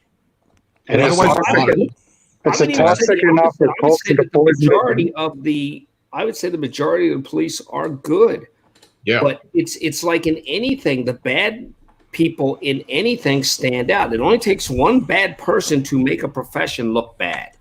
And I think that it's a difficult job, and I think that you can't judge just like say you can't judge everybody by one person. I say don't judge a community by these people that are posing as residents that are staged rioters in the community. Don't judge the community by them. The same way as you don't want to be judged. Don't judge the community. Look, are there a couple knuckleheads that are local in there? Yes, there are. But they're not the ones getting the pallets of bricks delivered.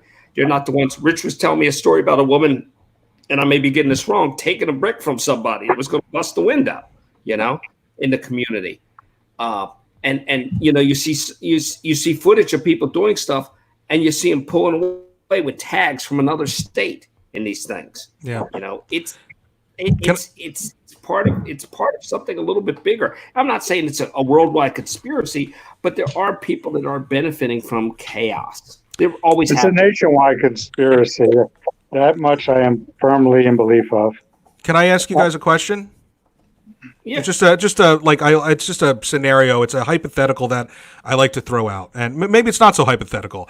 But let's say that I'm a police officer, right? And I'm inherently good. I became a police officer to do good, right? So naturally, people would say, "Oh, there's a good cop," right? But my partner is a known racist who, when we're on the job, he says racist things. He talks about people in the community in a terrible way. And I don't say anything.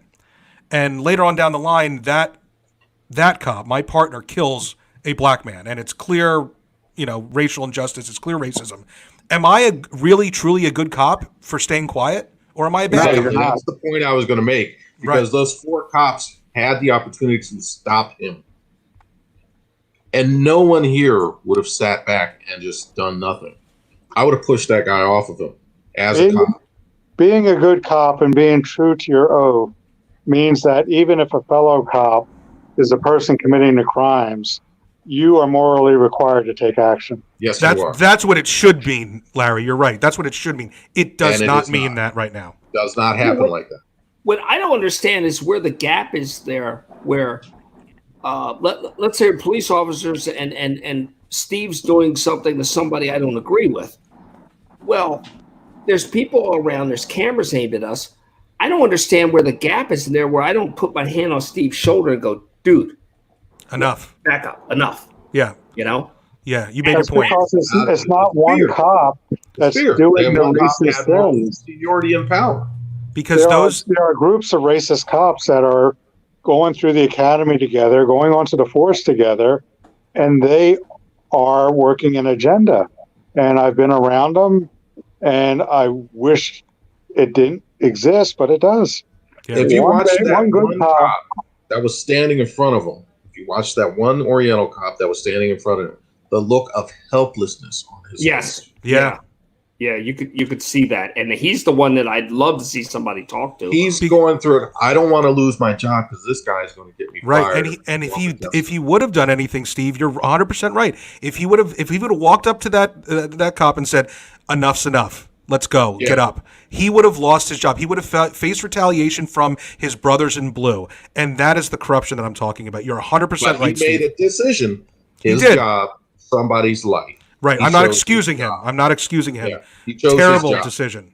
I don't think. No, I don't. I disagree with that. I don't think he made a decision about somebody's life. I think he made a bad decision not to intervene. But I don't think he Not did to, it. you're right. He made a bad decision not He to did not intervene. do it knowing that. Yeah, man. He made a maybe bad not. decision Well, not to maybe go not. against the This culture guy, that he the guy has that been murdered, around all we that don't time. know what they know about him. Okay, I don't think this is the first time that guy killed somebody, and I don't think everything that we know about is on the books. I think he needs to be audited. Any death that happened that was You're talking, anywhere around him needs to be investigated. yeah. Any other profession that would have the similarity that the cops Okay, have, well, should it wouldn't be should the tolerated. police be Go ahead, should Rich. the police be proactive or reactive? Proactive. Correct. They Yeah, they should be de-escalating situations, not escalating. they have all the tools they need to be able to subdue someone without killing. Every other They developed chose country with a police to do force. something that was highly dangerous that threatened someone's life. Yes. Look how All- England trains their police officers You know what, without guys? firearms. The statistics shows that cops mostly get injured when they're involved with domestic calls. Okay, when they get involved with domestics, they go in, they go to take the husband away, and the wife starts beating on the cop. Okay, and then shit happens. I mean, most of the time, that's what happens with domestics. Okay, Right. and for the most part, I mean, should they be proactive or should they be reactive? Okay, because if you're reactive, all you're doing is going in and cleaning up the mess. If you're proactive and you can stop it beforehand, where's the middle ground here, guys? Well, cops don't actually do anything to address community relations and preventing crimes the way they used to. Now it's just taking reports for crimes that had already been committed. No, here's what happened. The police, when budgets were getting cut, the police got stuck with the dirty jobs of being the only one that was always there 24/7. So they got called to be the therapist, the social worker, the this, the that. They got drugged in the middle of everything. And then those jobs didn't come back in force because they said, oh, they're handling it. Police need to be allowed to get back to law enforcement. They need to be allowed to focus on law enforcement and not do all the social work stuff. That being said, I think we did a big disservice to ourselves when we got rid of beat cops. Yeah. I'm old enough to remember beat cops. I think it was good when you had a cop walking around the neighborhood who knew everybody and had a sense of who was who and everything else.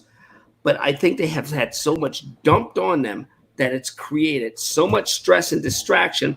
They can't do their jobs as well. They can't be proactive, like we're saying, because they're doing other jobs that are gone as a result of budget cuts.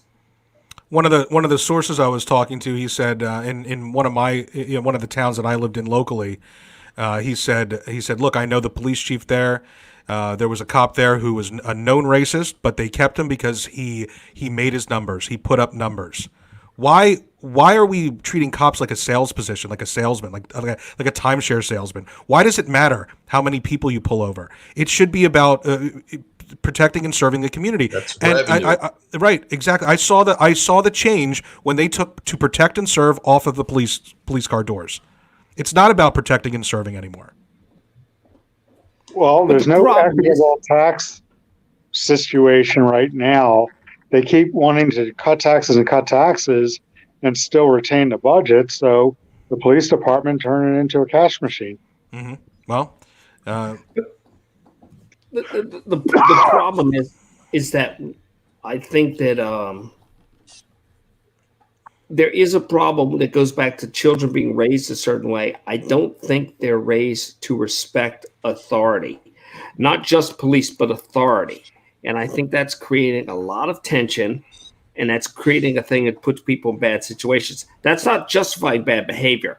And one of the things, and not that any of you are doing it on purpose, but one of the things that always annoys me is when people say racist behavior, and they're assuming when people say racist, everybody defaults to it's white against black. Racist is just one type against another type. It doesn't have a hardcore definition, and we never think the opposite.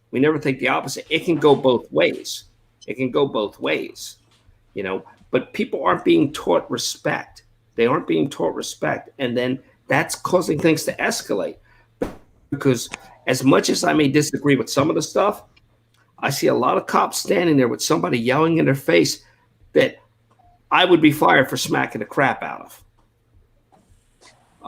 I wouldn't do it. Or somebody spitting on you? No. Well, what you're seeing there, Mark, is 400 years of racial injustice and systemic racism that has not changed. No. Nothing has changed. Nothing has changed. No. I'm talking about a little suburban white woman. No. Yeah. I mean, they're the big screamers. But in general, I'm saying, because a lot of times those pictures are used to combat the statistics that prove that if you are a black man in this country, you have a 1 in 1,000 chance of being murdered by a police officer, and if you are a white man, it is 1 in 2,000. So you have, twice the chance of being murdered if you are because of the color of your skin, and people use those images of black people standing up for themselves as reason to say, well, this is why the cops are so, this is why the cops are fearful. If you were a father and you were a person of color and you had children, would you teach them to fear the cops at this point in our country's history, or would you teach them to respect them? Because being a father, if I was black, I would be like, listen, you need to stay the fuck away from them. You need to avoid them at all costs and hide. That you can't teach them respect when you're telling them the truth. And the truth is they have a better chance of dying. That's the scary part. That's exactly what I would do. Teach them to stay away. Same thing I do about crazy women. Yeah, but it's not a matter of fear, it's a matter of practicality. But we stay away. But in a perfect world, we should be teaching, because as a white person, I've taught my son, the police are good. If you are in trouble, go to them. Whereas think about, I think his name was Philando Castile, if I'm getting that name right. He told the police officer, I have a legally registered weapon in my car, and the cop shot him anyway. It was a typical, typical situation where they pulled over. You know what I mean? So it's like, here you teach them, you say, people always say, well, as long as you just follow protocol, you'll be fine. That is not true. That is not inherently true. Even right now, they're saying it should be peaceful protests. Martin Luther King was the head of peaceful protests, and he got shot and killed.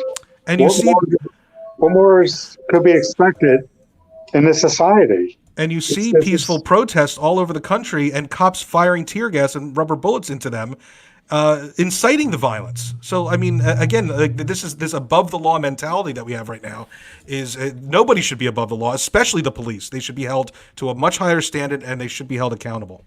But we've also got to raise people to respect authority. And my saying avoid the police is not because of fear or not because they're bad or evil. It's because it's part of avoiding trouble. See, this goes back to something else. You knew when I was growing up, if you went out and you got in trouble, if you were lucky, your parents beat your ass. If you were not lucky, on the way home, everybody that knew your parents beat your ass. So you would get, it takes a village to raise a child. It takes a village to smack a child too. You would get your butt whooped. And it was part of that fear that would keep you from doing things. When you were on the fringe of doing stupid things, the person in the box right below you is the king of doing stupid things. Okay? You know, in this day and age, where we're headed for, it's akin to saying in 1930s Germany, you should be a good Jew and get on the train. They're only going to take you to Auschwitz where you get a free shower. Right, yeah, that's what they told people. Yeah. And this How is about what's that? becoming in this modern day and age. A black young man who is doing nothing wrong can still get killed the way a Jew in Germany in the 1930s got killed. Right. If I was in that car and I told the cop that I had a legally registered weapon, I would still be alive today. That's And you that's are. what this. Yeah, exactly.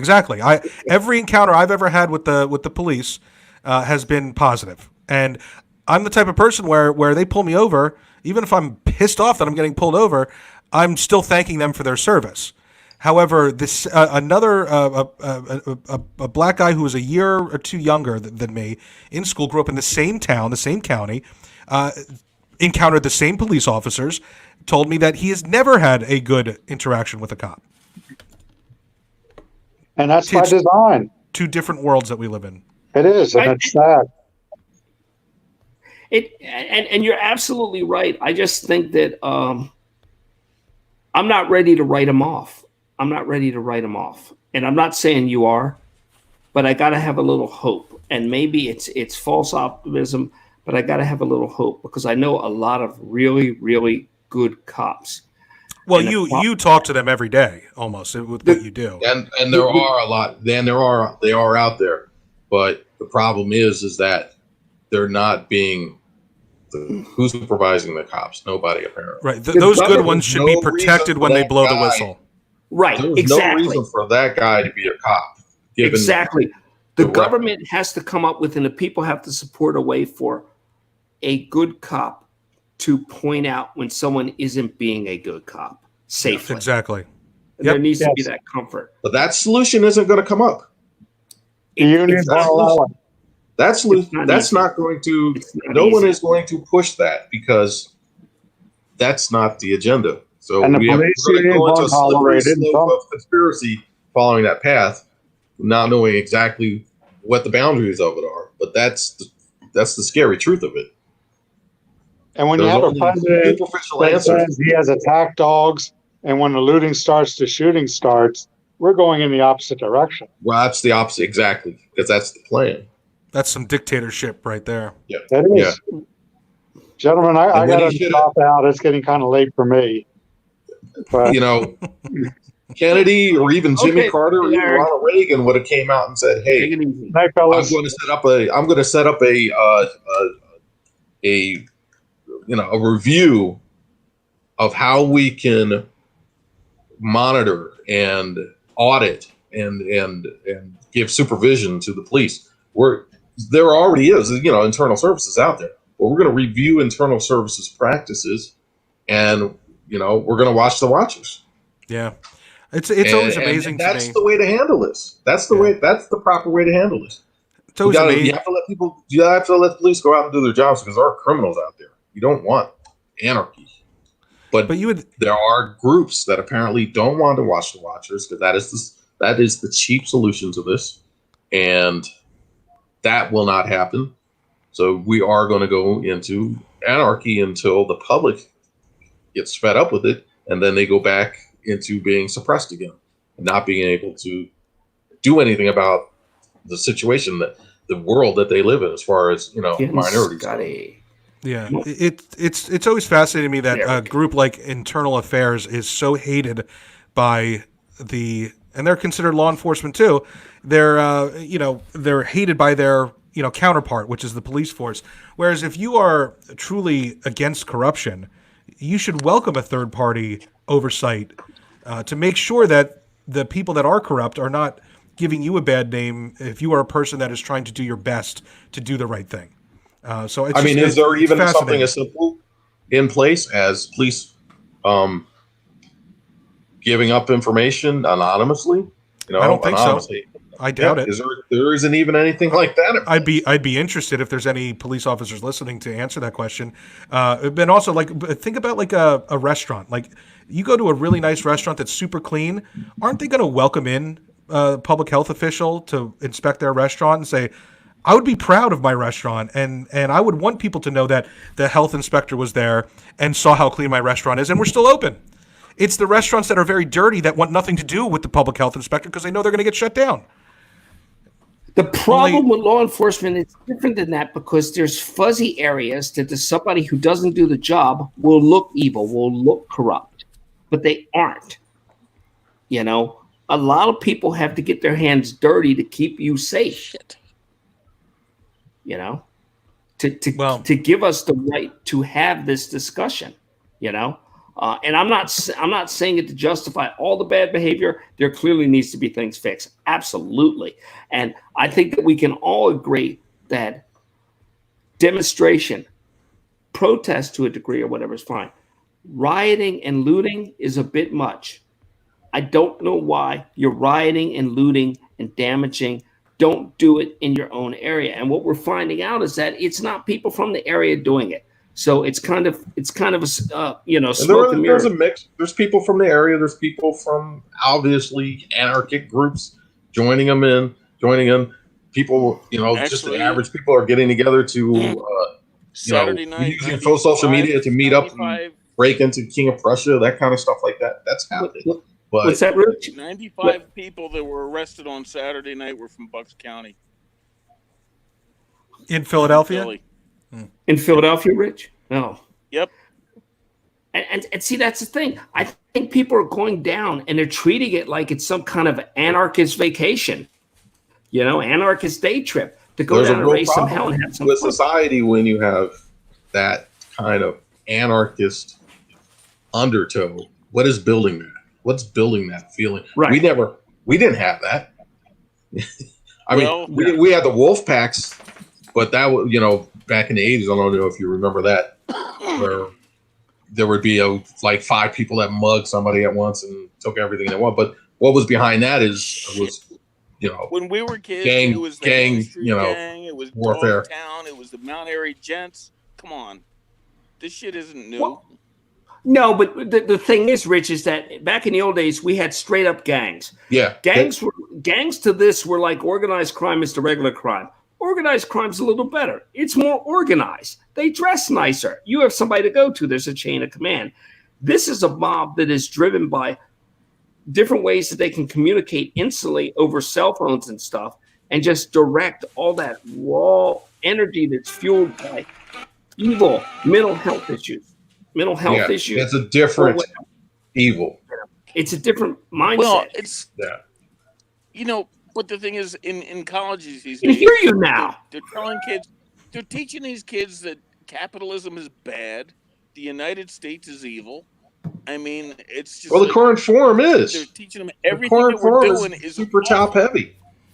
Yeah, current form is you're being tricked and deceived out of every dollar you have. Yeah, this isn't capitalism when you can't choose your cable company. You can't choose where you go to shop. Choice. There's no choice. Capitalism, true capitalism is a breeding ground for competition. Options. There's no competition. There's six media companies that own every single channel in the entire world. It's dwindled to duopoly. You're right. Yeah. There are only 6 media companies. Yeah. I totally agree. And they all meet with each other. I disagree with that. They're all trying to figure out all together how can we profit off of it. So this form of capitalism is bad. The schools should be teaching that this form of capitalism is bad. It's also the regulations that are behind it. This capitalism is fueled by government handouts, and that is fascism. And it's Right. also To the top. regulation. I mean, you can't sue the guys that make the vaccines if your kid gets autism from getting a vaccination.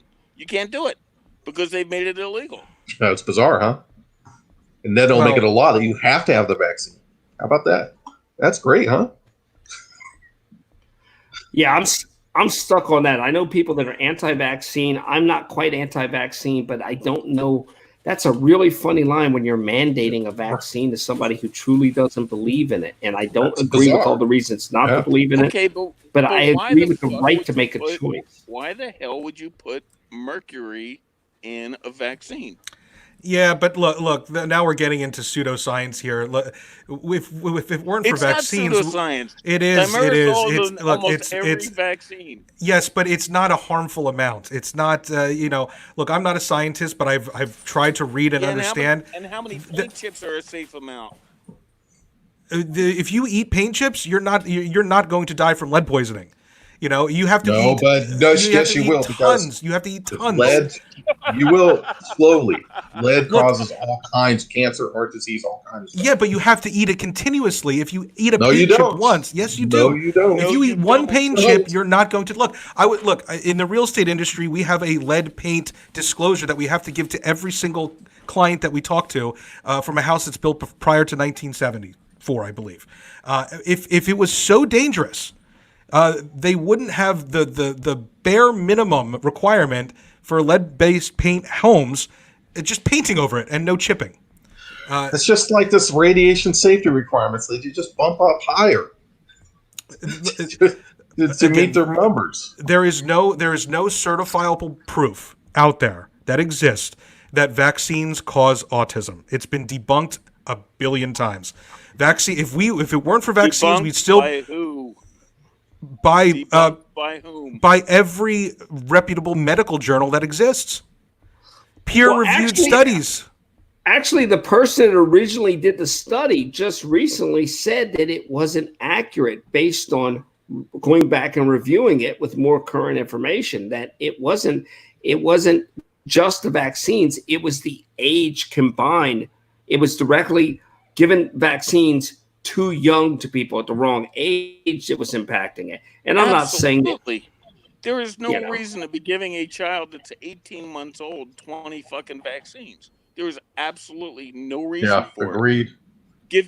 You have to have a body. You got to give the We're body a absolutely chance to grow over-medicated. up a little bit and build its own immunities before you start pumping shit into their system. Agreed.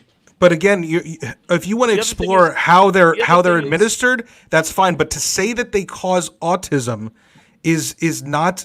It's not. It's pseudoscience. It's not. It's been debunked. Without vaccines, I we want would you- still I be want you to dying look of up a smallpox, I and want and you to look up a polio. video. Would you rather polio? Look up Dr. Judy Mikovits. Jeff. I believe I agree with you on that. That the original implementation of vaccines is super beneficial against things like polio. But I think what Okay. Rich is saying is that the original protocols aren't being followed anymore.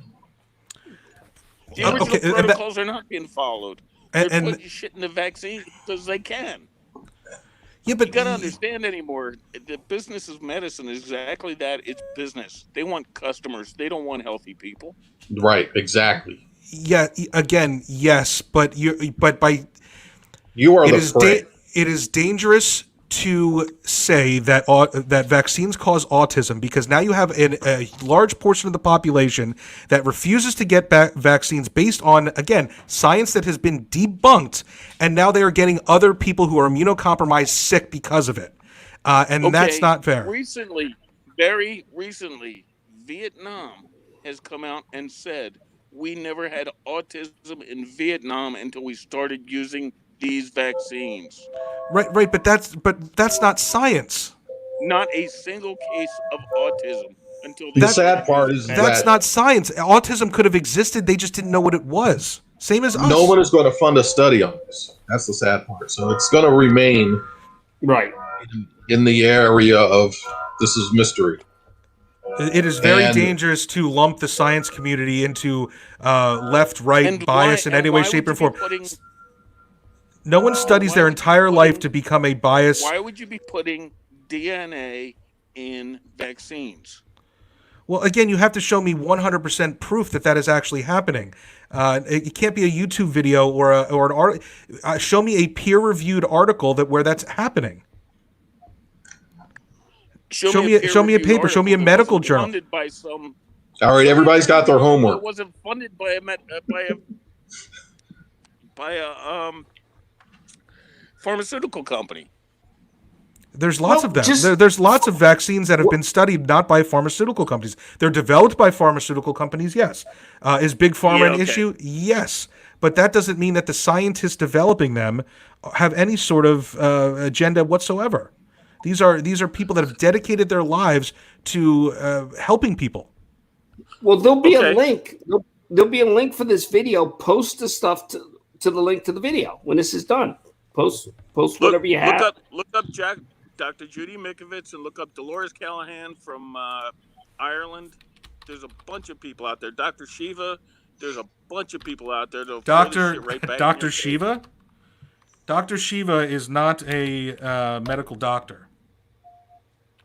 I already know Dr. Shiva. He is not a medical doctor. Why would you believe any word about a medical product coming from a non-medical doctor who has no history in vaccines or in any way, shape, or form? Not only that, he's also running for office. His agenda is to beat Elizabeth Warren in Massachusetts. He's trying to garner the respect and the votes from a certain side of the country. Again, I know we didn't want to get political, but those are the facts. He's running for office. He wants Liz Warren's Senate seat. He is not a medical doctor. Today? What? Who doesn't What's have that? an agenda today? Yes, he does. Absolutely, he does. He's running for office. He's running on the Republican ticket. Who doesn't? Oh, lots of people. Real scientists don't. Oh, bullshit. I think everybody has some form of an agenda, but I think it's disingenuous to call yourself doctor whatever, talk about something medical and not be a medical doctor. He has a PhD, not an MD. That's not a medical doctor. He has no authority on vaccines or the coronavirus or anything. That video that he put out was debunked and bullshit. It was debunked a billion times. Immediately. Yeah, sorry, I don't have anything else. I'm not educated. I don't know about this subject. The name, I don't know about the other two. Dr. Shiva, I know because I looked into him personally. He's a joke. All right. Shiva was not a good example. I agree. I mean, I really, honestly, Gotta do your homework. You got Rich Coin to back down a half an inch. That's listen. I back down. Well, look, we can all concede once in a while. Look, here's the bigger issue. The reason I didn't comment on the other two because I don't know enough about them.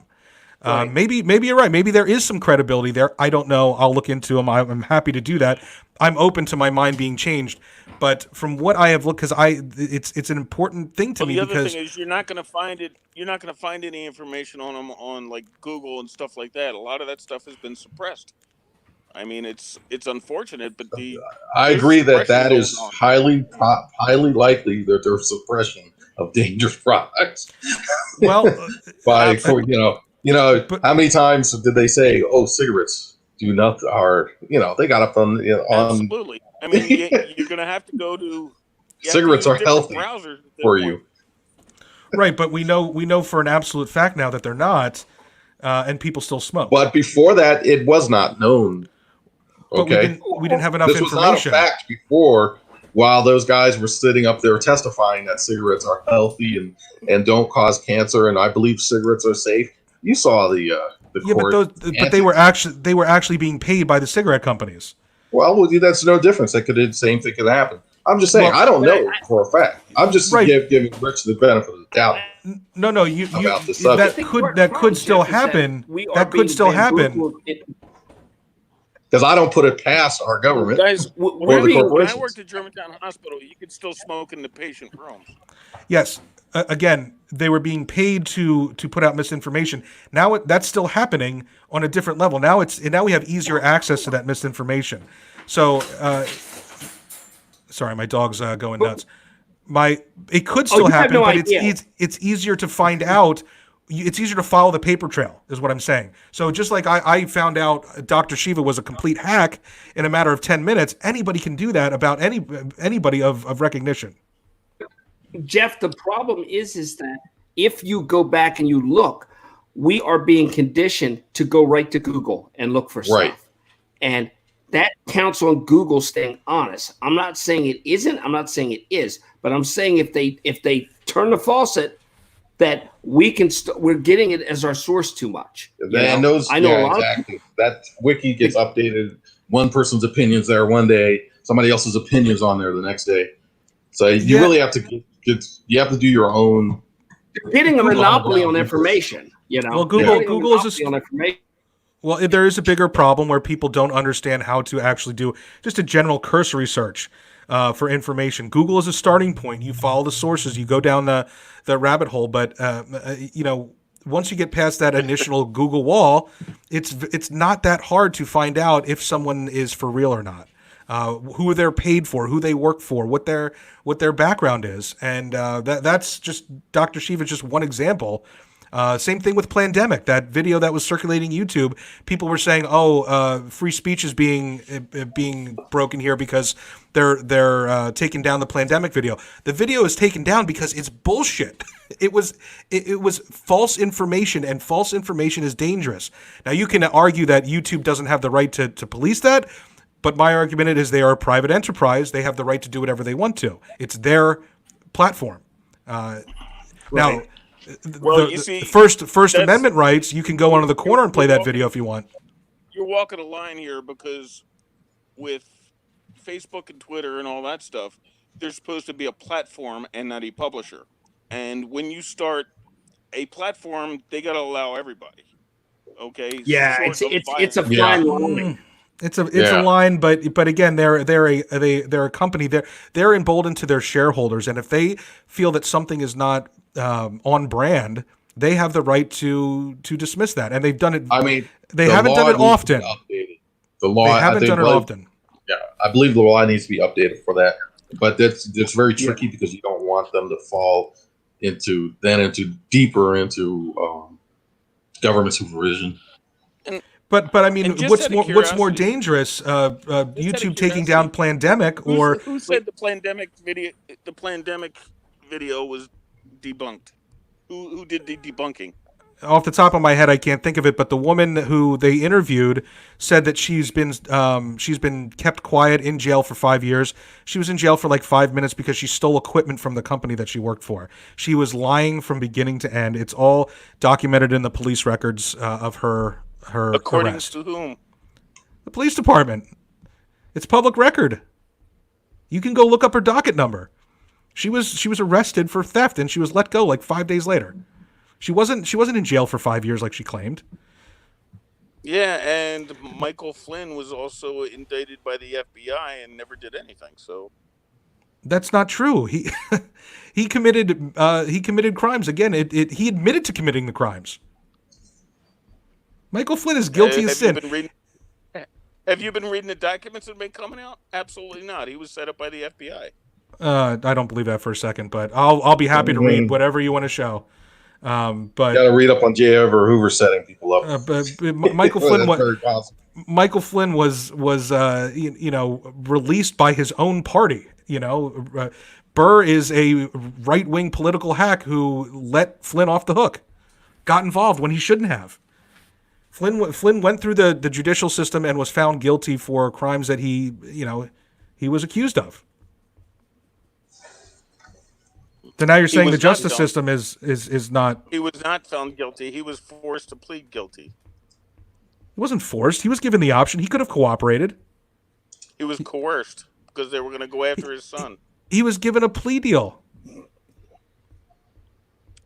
He was coerced into the plea deal because they said they were going to go after his kid. Because he refused to give up information. Well, that's what you get for being shady. That's what you get for dealing with. Prosecutors do that all the time. Absolutely. Sorry you're in bed with the wrong people. I don't feel bad for him. Okay, we'll see about that. We'll see how that all shakes out in the coming months. Yeah. But I did see. I saw the Plandemic thing there. I just researched the Plandemic thing real quick, and there is a lot of false statements associated with it. I didn't do anything in depth, but it was pretty right there with the Mikovits woman's name you said. Is that the woman that's in Plandemic? Yes. Yeah, she's a fraud. Well, look up Dr. Dolores Cahill. Not only okay, so we're down to one out of the three, but the person that was in Plandemic, not only did she lie about her arrest record, but all of her research has been completely debunked and removed from medical journals. She is an absolute fraud. Why are we listening to her for advice about the coronavirus when we have a perfectly capable and smart man who dedicated his life to studying epidemiology, telling us what we need to do in order to make this better.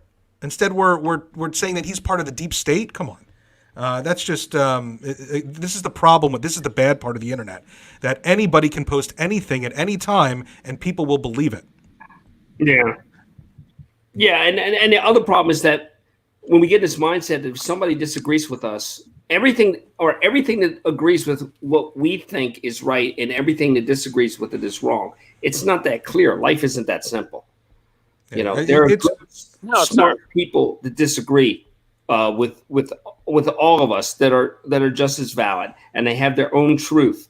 The facts may differ, but their truth is solid. You know, it's okay to question what's going on. It's okay to be fearful that there might be another agenda, but it's not okay to just take something because it goes against the mainstream and say, well, the mainstream is inherently evil no matter what. This video is telling me the exact opposite of what they're telling me, so this one has to be true. Well, that goes back to what I said before. Okay, but we're I too got a question biased. for you, though. Do you honestly believe that the pharmaceutical companies have our best interests at heart? No, they don't. No, absolutely not. No. But that doesn't mean they're creating vaccines to give us autism either. It means that they're driven by money. Again, this fake idea of capitalism where they have all the power. You're right. We could eliminate the stronghold. How much money do you think an autistic child would make for the pharmaceutical company over the lifetime of that child? That's a good question. I don't know. What kind of medication are they on, if any? I think autism isn't really a medicated thing. It's a again, I'm not an expert. I just kind of going off the cuff here, but it's something that it's a learning disability in a sense. You know, I worked for a camp for one summer. We had an autistic kid in our group, and he couldn't communicate with his fellow campers, but he could recite to me every phone number that was ever told to him. Like, they think in a different way, but he wasn't medicated. We didn't have to give him medicine every day or anything like that. So I don't know how much money an autistic child would make for a pharmaceutical company, but I don't think it's enough to put in danger. And there's not enough of the population that's autistic for it to benefit them based on vaccines. If pharmaceutical companies really gave a shit, they'd be nonprofit. Yeah, but what's killing most people isn't pharmaceuticals. It's self-inflicted drugs, 48-ounce big gulps. Right, food, yeah, or garbage food, absolutely. Weed. That's what's killing people. Look, the reason why pharmaceutical companies are fighting over these vaccines is because they make a huge profit, not because they kill people. What's killing us is the food that we eat. Well, see, the problem is that because pharmaceutical companies deal with something that impacts our life, that's life or death, it's just like the funeral industry.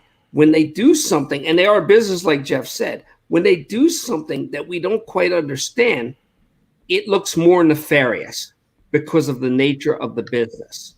But it really is business. But it's a business that can impact your life.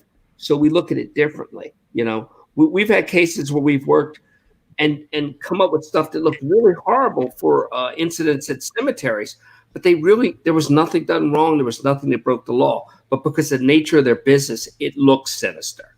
Yeah, but and look at a pharmaceutical company that develops a drug that like insulin. The insulin isn't bad. They made it a great discovery that helps people live their life out with a debilitating disease. The problem is they charge $500 a vial for it. That's the greed part of it. And the other problem is that diabetes type 2 anyway is reversible or preventable. So we're not, as a healthcare system, we're not putting enough emphasis on how do we prevent it or reverse it naturally. But exactly. Insulin itself is not bad. Insulin itself is a good thing. It was a major development made by a pharmaceutical company that succumbs to greed by charging an arm and a leg for it, so people can't afford it.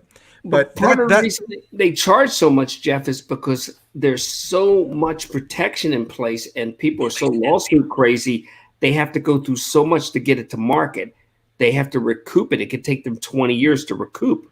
You know, Well, yeah, no, I don't deny No that. one's going to court over insulin. That's an old known drug. Okay, guys. Not happening. Do you know who opened the first official medical school in the United States?